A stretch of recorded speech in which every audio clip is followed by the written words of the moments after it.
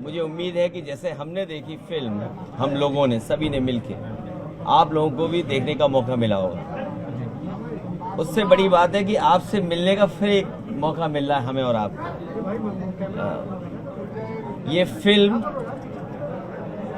हमारे वीर जवानों के लिए और जो हमारे जवान हैं, फौज के जवान, जो उनका गौरवशाली इतिहास जिसमें हम लोग गर्व करते हैं, उसको याद दिलाता है।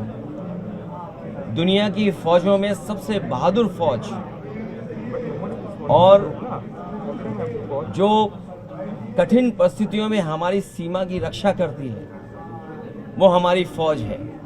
रजांगला और उस समय के जो युद्ध के बारे में जो जानकारी मिली है, एक सच्ची घटना, एक वॉर, एक लड़ाई जिसका बहादुर जवानों ने मुकाबला किया।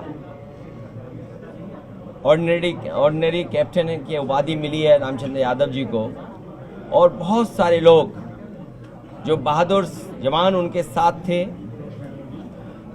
परमवीर चक्र से सम्मानित शैतान सिंह, उनकी सबकी बहादुरी की एक जो फिल्म बनी है, हर एक को देखना चाहिए और याद रखना चाहिए कि कितना जोखिम भरा, कितना चैलेंजिंग और कितना कठिनाई भरा हमारा भारत का वो टेरेन है, वो इलाका है। कब किसने क्या जमीन खोई, उस इतिहास में न जाकर के इन तमाम बहादुर फौज के लोगों का हम सब लोग सम्मान भी करते हैं और गर्व भी करते हैं। इस फिल्म ने हमारे तमाम जवान जो जोखिम से भरी हुई जीवन जीते हैं, उसको याद दिला रहे हैं। नई पीढ़ी को देखना चाहिए, और मैं तो कहूँगा, क्योंकि मैं जाने कितने वर्षों के बाद ये फिल्म देख रहा हूँ किसी थिएटर में आकर के, और मैं इसीलिए देखने आया क्योंकि ये रजांगला की लड़ाई हमारा एक एक फौजी, एक एक जवान, और खासकर वो अहीर जो गुड़गांव, हरियाणा और आसपास के रेवाड़ी के रहने वाले हैं, वो आज भी गर्व करते हैं, और उनकी इस बहादुरी पर पूरा देश गर्व करता है। ये गौरवशाली इतिहास जो हमारी फौज का है, वो आने वाली पीढ़ी भी देखे, समझे और जाने। अरुणाचल प्रदेश की लड़की थी, उसको चाइना में रोक दिया गया ट्रांजिट में, और उन्होंने अरुणाचल प्रदेश को एक तरीके से आइडेंटिफाई करने से ही मना कर दिया चाइना ने, क्योंकि फिल्म देख करके आए हम लोग, और वो लड़ाई और वो तस्वीरें हम लोगों ने देखी हैं। कितना एक एक जवान ने हजारों हजार की संख्या में चीनी फौजियों का मुकाबला किया। कहा तो ये जाता है कि आखिरी बुलेट तक, आखिरी शरीर जो जवान का जिंदा था और आखिरी सांस तक लड़ करके उन्होंने अपनी जमीन को, मातृभूमि को, अपनी धरती को बचाया। ऐसी बहादुर फौज जिसने आखिरी सांस तक लड़े हों, ऐसे बहादुर लोग जो आखिरी बुलेट तक लड़े हों, जो उनके पास था सब कुछ निछावर कर दिया, वो हमारी धरती, वो भारत माँ, या जो हमारा भारत का क्षेत्रफल है, वो कम ना हो। और ये सवाल कई बार उठा कि हमारा क्षेत्रफल जो भारत सरकार जिसका आंकड़ा रखती है, उसे कम से कम बताना चाहिए कि हमारे भारत का क्षेत्रफल पहले क्या था, आज क्या है। और जो भारतीय जनता पार्टी की सरकार में लगातार ये देखने को मिल रहा है कि सीमाएं हमारी सिकुड़ती जा रही हैं। ये प्रचार में ज़्यादा भरोसा करते हैं, झूठ बोलने में ज़्यादा भरोसा करते हैं, लेकिन हमारी सीमाएं और हमारा क्षेत्रफल इनकी सरकार में कम होता हुआ दिखता है। न केवल क्षेत्रफल कम हो रहा है, बल्कि जो तरक्की और खुशहाली हमारे देश की होनी चाहिए, उसकी वो भी रुकावट बन रहा है चीन। इसलिए हमें ऐसे देशों से सावधान रहना पड़ेगा जो देश हमें समय समय पर हमारी ज़मीन छीनते हैं। सर, एसआईआर का समय आपने भी बढ़ाने का, संविधान दिवस पर यही कहना चाहूँगा कि संविधान हमारा मजबूत हो। जितना संविधान हमारा मजबूत होगा, उतना ही लोकतंत्र मजबूत होगा।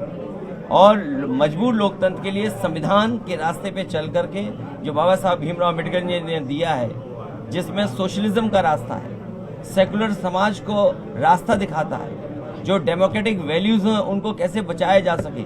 लेकिन इधर हम लोग देखते हैं कि सुबह उठ के ही इधर भारतीय जनता पार्टी ने संविधान दिवस मनाया। संविधान दिवस मनाने वाले भारतीय जनता पार्टी ने सबसे ज्यादा ठेस बाबा साहब भीमराव अम्बेडकर जी के दिए हुए संविधान को पहुंचाया है।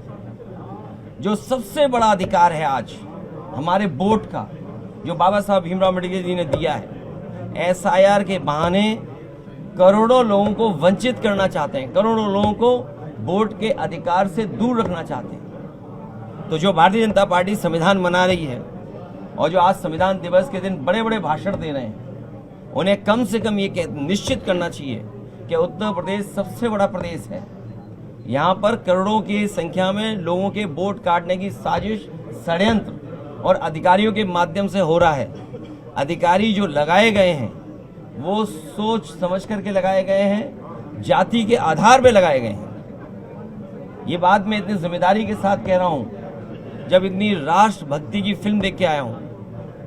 120 बहादुर जो अहीर जिन्होंने अपनी जान निछावर कर दी सीमा बचाने के लिए, तो उतना ही जरूरी है संविधान बचाने के लिए भी, क्योंकि संविधान तभी मजबूत होगा जब हमारे वोट का अधिकार बचेगा। ये भारतीय जनता पार्टी वोट के अधिकार को छीनना चाहती है। यूपी में अभी बिहार के लोगों से छीना, बांग्लादेश हमारे बांग्लादेश के बहाने वेस्ट बंगाल में न जाने क्या क्या साजिश षड्यंत्र कर रहे हैं। वेस्ट बंगाल में भी कोशिश कर रहे हैं कि वहाँ भी ऐसी साजिश षड्यंत्र हो, बांग्लादेशियों के नाम पर, घुसपैठियों के नाम पर। आखिरकार 2014 से जो सरकार इन्हीं की है, इसलिए सबसे बड़ा अधिकार हमारा है कि वोट का अधिकार बचे, तभी हमारा संविधान मजबूत होगा। और सेकुलरिज्म तो भूल जाओ इनसे, सेकुलरिज्म की परिभाषा ही नहीं जानते हैं। सुना है कि प्रेम्बल पढ़ रहे थे, प्रेम्बल में सबसे बड़ी बात है सोशलिस्ट कंट्री हो, सेकुलर कंट्री हो, डेमोक्रेटिक कंट्री हो। इनकी सरकार में न सोशलिस्ट बचे हैं, न सेकुलरिज्म बचा है, और अब SIR ला करके हमारे लोकतंत्र को भी खतरा पैदा कर दिया। अखिलेश जी, SIR का समय बढ़ाने की मांग आप मैं अभी भी मांग कर रहा हूँ। उसमें 4 लोगों की मौत जो है वो हो चुकी है, जिसमें जो BLOs की मौत है। ये गोंडा में एक अध्यापक, मैं नाम दिमाग से उतर रहा है क्योंकि 120 बहादुर देख के आए हूँ, तो यादव जो हमारे अध्यापक थे उनकी जान चली गई, और एक कोरी बिरादरी के थे जो फतेहपुर में, जिसकी शादी होने वाली थी, और वो आत्महत्या कर लिया। और जो आपके माध्यम से जानकारी मिली गई, इलेक्शन कमीशन तो बता नहीं रहा, ना सरकार बता रही है, बड़े पैमाने पर BLO की जान गई है। और मजबूरी में मुझे BLO के पक्ष में भी पत्र लिखना पड़ा, जानकारी देनी पड़ेगी कि किस मेंटल प्रेशर में वो काम कर रहे हैं। और सरकार का दबाव है कि वो कैटेगरी में सबके जल्दी फॉर्म भर दो, जैसे उन्होंने क्या किया, जो मैंने प्रेस कॉन्फ्रेंस में आपके सामने बताया कि फॉर्म बट गया, BLO ने फॉर्म बांट दिए। अगर मैं रैंडम पूछूं किसी से, किसको फॉर्म मिला है, BLO ने दिया, बताते हैं किसी को फॉर्म नहीं दिया। यहाँ किसी को फॉर्म मिला BLO का? तो जानते हो फॉर्म, देखिए सब 18 साल से ऊपर हैं ये लोग, 18 साल से ऊपर हो आप, और इनको किसी को BLO फॉर्म नहीं मिला, दिए नहीं BLO ने फॉर्म। और जो आंकड़ा कंप्यूटर में बता रहा है कि BLO ने 99.45% फॉर्म बांट दिए हैं। अब उन पे प्रेशर है, क्योंकि आज तारीख क्या हो गई है, आज 26 तारीख है। तो सोचिए 8-9 दिन में उन्हें पूरा भरा हुआ दिखाना है, तो वो बहुत सिंपल काम कर रहे हैं। जो आखिरी कैटेगरी है उसमें बिल्कुल जल्दी से फॉर्म भरे दे रहे हैं। इसका मतलब ये हुआ कि 2-2.5 करोड़ लोगों का, और उससे हो सकता है यूपी में 3 करोड़ लोगों का वोट काट देंगे ये लोग, 3 करोड़ लोगों का वोट काट देंगे। अब आप सोचिए, ये मत पूछो कौन, भाजपा चुनाव आयोग दोनों एक हैं। और सोचिए आज आपने तो सुना होगा ना, कितने लंबे लंबे भाषण दे रहे थे बीजेपी के लोग संविधान पर। उससे पूछिए डेमोक्रेसी कैसे बचेगी बिना वोट के। और जब सेकुलर हमारी फैब्रिक है, सेकुलर फैब्रिक को सबसे ज्यादा चोट कौन पहुंचा रहा है? हमारे भाईचारे के पास, हमारे एक दूसरे का जो लगाव था, एक दूसरे के प्रति हम लोग एक दूसरे के गले मिलते थे, तो भाईचारे को कौन सबसे ज्यादा ठेस पहुंचा रहा है? भारतीय जनता पार्टी। और सोशलिस्ट तो शब्द ही हटा दो इनको, कि इन्हें चिंता ही नहीं है सोशलिज्म क्या है। बड़े बड़े उद्योगपतियों को सब लाभ पहुंचा रहे हैं। सुनने में आया है 10 लाख करोड़ से ज़्यादा उधार बांट दिया है। अगर आपको अमीर बनना है, उधार में पैसा ले लो, कारोबार कर लो, उधार में पैसा ले लो और बड़े बन जाओ। तो ये नई रणनीति है भारतीय जनता पार्टी के कि अपने लोगों को ही लोन दीजिए, अपने लोगों को उधार दीजिए, उन्हीं को बड़ा बना दीजिए, उन्हीं के अंडर सबको ले आओ। और यही हालत हमारे चैनलों की भी हो गई, धीरे धीरे उनकी भी स्थिति यही हो गई, क्योंकि उनको चलाने के लिए कोई बजट चाहिए। अगर बजट मना कर देंगे तो चैनल नहीं चलेंगे। तो इसलिए बजट की लूट भी है, तो ये कैसे लोकतंत्र मजबूत होगा, आप सोचिए। सर, पीडीए की आप बात करते हैं, भारतीय जनता पार्टी हिंदुत्व का और धर्म का सहारा लेकर मैदान में, क्या पीडीए आपका जो है वो कमजोर कर पाएंगे पीडीए को? आप बातें हालांकि मैंने कार्यक्रम पूरा नहीं देखा और मेरी जानकारी भी नहीं है, और इसकी जानकारी अगर आप ला दोगे तो इससे मदद हमारी भी होगी और पीडीए के लोगों की भी मदद होगी। सुना है कि अभी कार्यक्रम में पीडीए के लोग ढूंढ ढूंढ के बुलाए गए थे। अरे सोचो, बीजेपी को ढूंढना पड़ रहा है पीडीए के लोगों को। अरे हमें बताए होते, हम सूची दे देते आपको। सबसे बड़े पीडीए यही खड़े हैं। नहीं, आपको नहीं बुलाएंगे। नहीं बुलाएंगे। क्यों बुलाएंगे आप? फौजी आ जाओ, फौजी को आ जाओ, विशाल आ जाओ। हैं तो अब आप बताइए, पीडीए के लिए सूची बनाई जा रही है कि पीडीए के लोग बुलाए जाएंगे। तो ये जो हमारा साथी कह रहा है, ठीक कह रहा है। पीडीए से घबराए हुए लोग हैं। हर पीड़ित, हर दुखी, हर अपमानित व्यक्ति हमारे साथ है।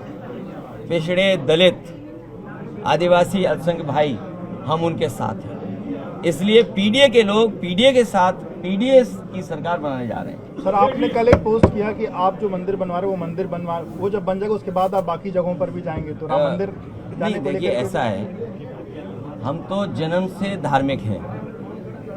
जो मुझे लोग बताते हैं कि जब हमारा जन्म हुआ था तो छठी मनाई गई थी। मनाया जाता है। वो धर्म कौन सा होता है? हिंदू धर्म में।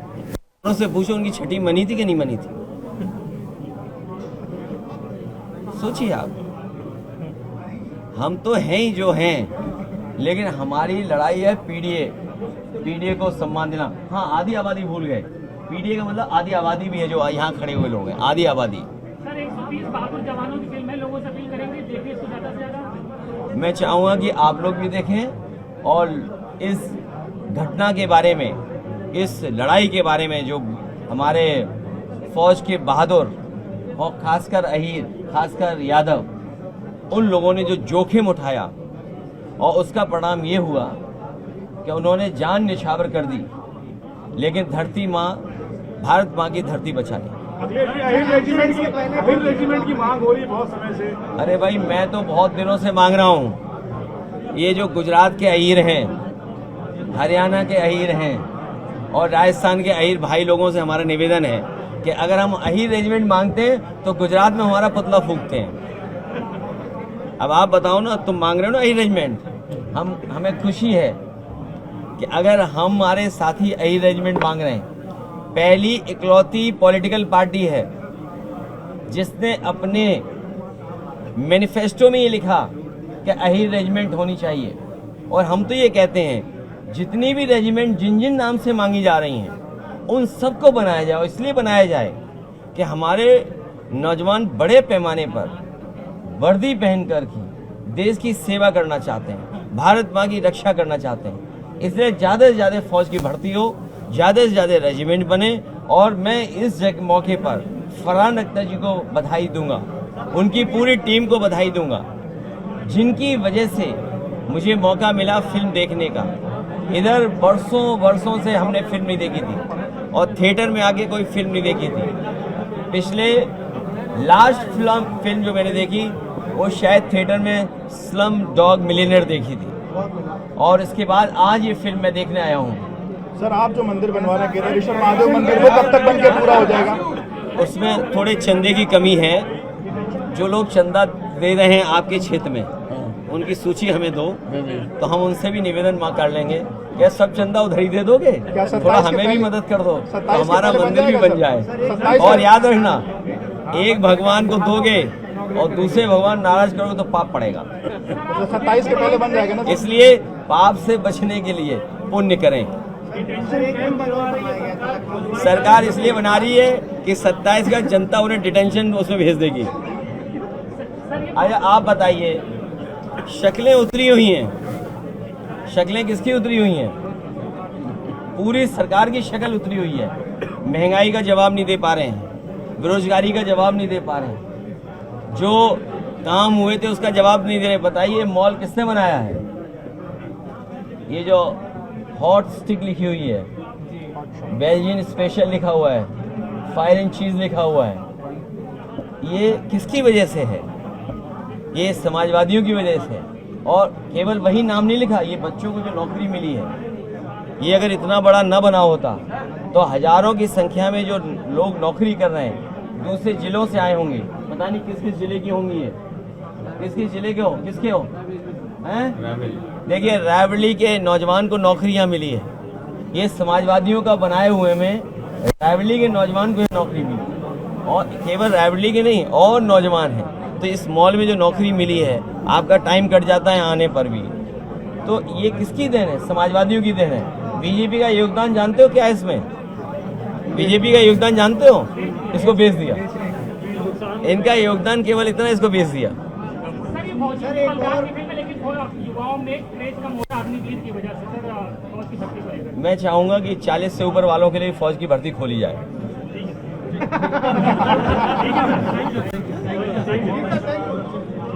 और आप लोगों ने फिल्म देखी कि नहीं देखी? चलिए बहुत धन्यवाद आपका।